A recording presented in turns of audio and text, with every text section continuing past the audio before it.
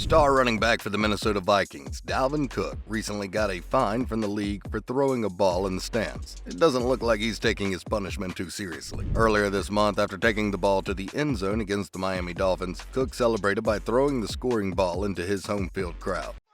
Cook inside the 10, the 5, touchdown!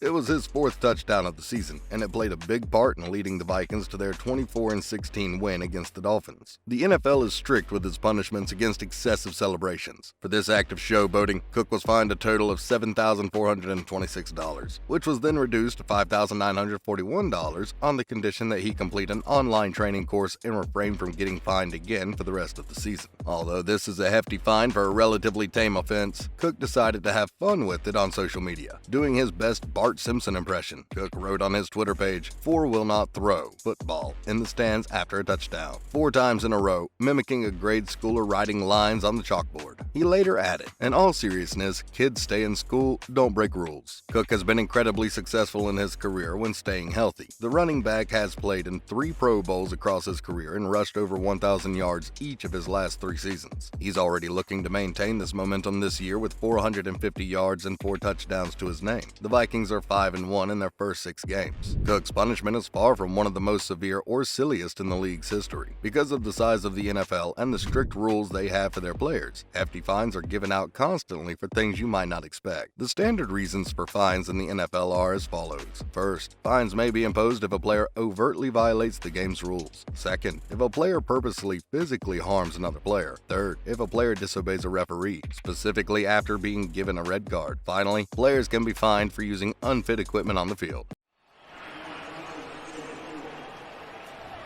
Well, I can't imagine if that's going to be. Across the NFL's history, there has been some truly ridiculous fines. One was given out to Pittsburgh Steelers player Ryan Clark in 2008 as a tribute to a friend who passed away. Clark set out to honor his fellow NFL Sean Taylor, who had recently been tragically shot and killed in a home invasion. Although there was tons of support for Taylor and his family from the NFL, including a posthumous Pro Bowl selection, the league didn't look too kindly upon Clark's show of love to his friend. Clark went out onto the field with Taylor's number 21 etched into his black eye to honor his late friend. The league, however, refused to let even a minor violation of the rules slide in the event of such a tragedy. Clark was fined a total of $5,000 for his tribute. It is somewhat bewildering that nobody at the NFL realized that punishing a player publicly, mourning a friend, would not put their business in the best light. Although this may not be the funniest NFL fine of all time, it is certainly the one that was given out in the poorest taste. Next is a fine levied against the big-haired safety for the Steelers, Troy Polamalu, his transgression against the league, using his phone on the sidelines. Now, using any cell phone is not permitted within 90 minutes of a kickoff during a game.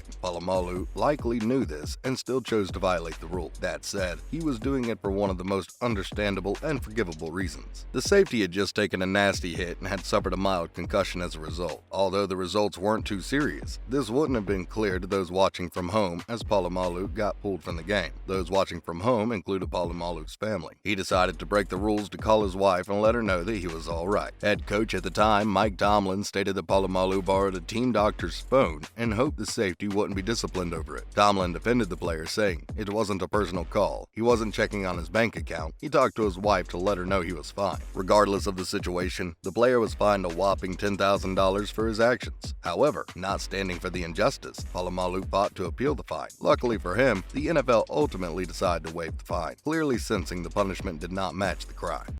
Slam it down hard. I understand.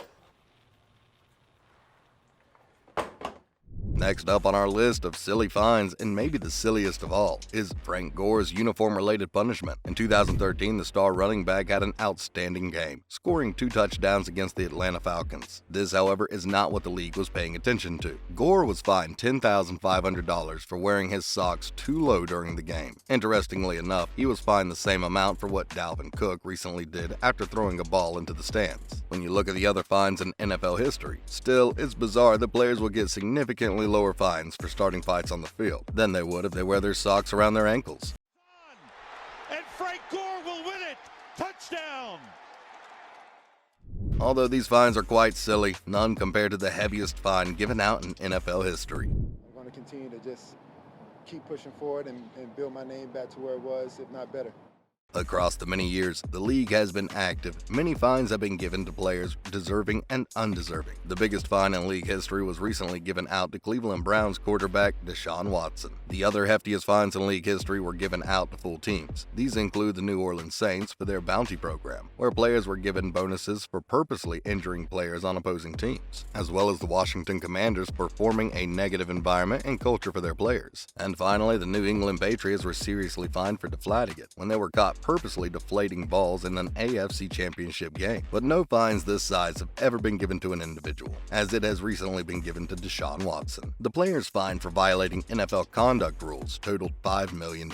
This is easily the largest fine ever given to an individual in the league. This is a massive fine. It is the second largest in league history, whether given to an organization or a single person. The fine came along with an 11-game suspension for Watson, alleged acts of assault and harassment against 24 women who were accusing him. This happened when he was playing for the Houston Texans, and the league was reportedly looking for a full 1-year ban at first. Watson spoke on his punishment by saying, "I'm grateful that the disciplinary process has ended and extremely appreciative of the tremendous support I've received throughout my short time with the Browns organization. I apologize once again for any pain this situation has caused. I take accountability for the decisions I made. My focus going forward is on working to become the best version of myself on and off the field and supporting my teammates however possible while I'm away from the team. I'm excited for what the future holds for me in Cleveland." Sue L. Robinson was the former federal judge hired by the league to act as the independent officer ruling over the case. It was on August 1, 2022 that Watson was fined. Robinson claimed that Watson's lack of remorse in the situation played a large part in his fine. It is reported that New Jersey Attorney General Peter C. Harvey was also consulted in the case, and that his ruling would be the full, final, and complete disposition of the dispute. He was the same attorney previously used by the league for their decision on Ezekiel Elliott's 6-game suspension for domestic violence allegations. Regarding the situation, League Commissioner Roger Goodell said, "There were multiple egregious violations, and it was predatory behavior." On top of Watson's $5 million, both the Browns and the NFL agreed to donate $1 million